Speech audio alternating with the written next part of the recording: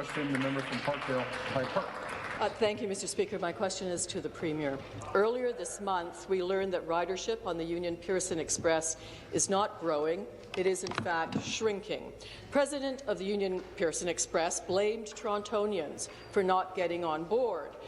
But had Metrolinx bothered to listen to Torontonians, it would have known long ago that what they want is an electrified public transit service that is affordable and is accessible.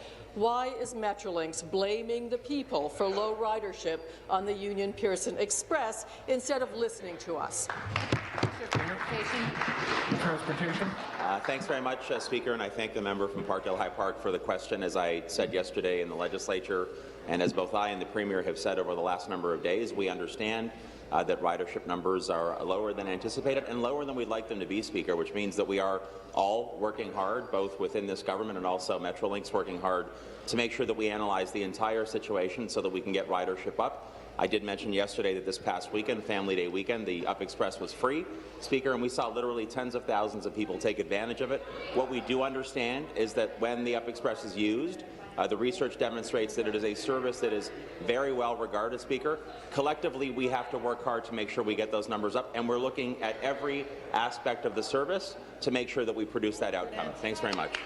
Thank you. Supplementary. Mr. Speaker, back to the Premier. There are 10 times the number of riders on the Dufferin bus, and it doesn't have its own marketing department.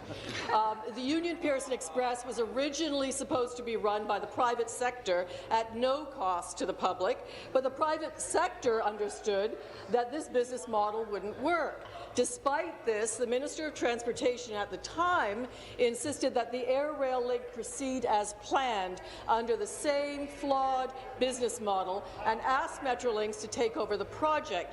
That minister is now the Premier. Does the Premier now regret her decision to ignore all the warning signs, ignore the experts, ignore the people, and push ahead with an expensive, dirty, diesel, empty train? Thank you. Be seated, please. Be seated, please. Thank you. Minister.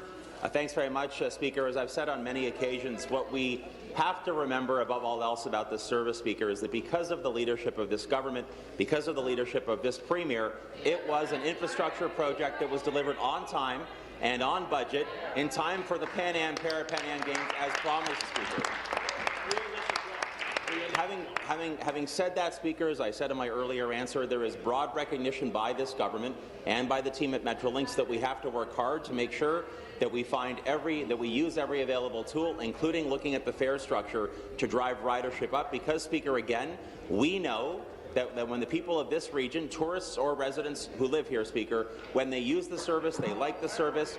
I should also mention it is part of our 10-year commitment to electrify the Up Express, as we are electrifying that portion of the Kitchener corridor, Speaker. And I would say that members like that, the member from York South-Weston and the member from Davenport on this side, have been strong advocates to make sure that we get this right, and we will.